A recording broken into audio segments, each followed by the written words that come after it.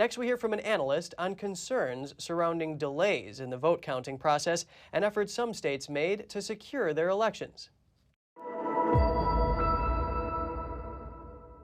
Joining us now is Hans von Spukovsky, the manager of the Election Law Reform Initiative and senior legal fellow at the Heritage Foundation. It's a pleasure speaking with you, Hans. Thanks for having me, especially after a very long night.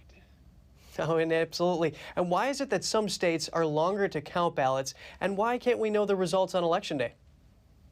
Well, some states have really pushed people to vote by mail instead of in person. And the more mail ballots you have, the longer it's going to take to count, because it just takes more time to open, process, check, and then count those absentee ballots than ballots simply put into a ballot box on Election Day. Also, keep in mind, while some states say your absentee ballot has to be in by the end of Election Day, other states say, well, as long as your ballot is postmarked by Election Day, we'll continue to accept them often for days after election. And so that all of that's going to delay the counting of ballots.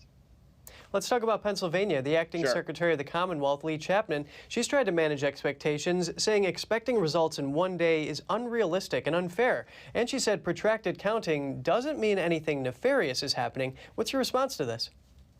Well, part of the problem in Pennsylvania is that the Secretary of State, the acting Secretary of State, and frankly prior Secretaries of State have not done a very good job of administratively organizing the state. I mean, this is the same acting secretary who recently said that she was going to defy the U.S. Supreme Court and was telling general registrars to count ballots of voters who did not put the date on their absentee ballot, even though state law requires that. The state Supreme Court recently told her no, she has to abide by the law. But that tells you a little bit about how she operates and her inefficiency.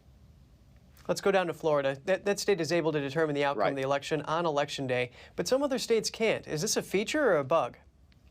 It is a feature, and what folks need to understand is that after the 2000 presidential election, where we had all those problems in Florida, Florida made a great effort to improve its election process, and that included all kinds of new efficiencies for counting ballots. For example, they open up and process absentee ballots to check, is this really a registered voter? Have they met all the requirements prior to Election Day? And then they actually start counting, and they do it very quickly and very efficiently in comparison to other states. So does this cut down on concerns about voter fraud, and does counting ballots long after Election Day give more opportunity for fraud to occur? Well, it certainly does if you don't have observers there, and that's part of the process. As you know, candidates and political parties try to have poll watchers, poll observers watching it. If counting goes on for weeks after Election Day, it's often very difficult to find folks who are willing to stand there and observe the entire process.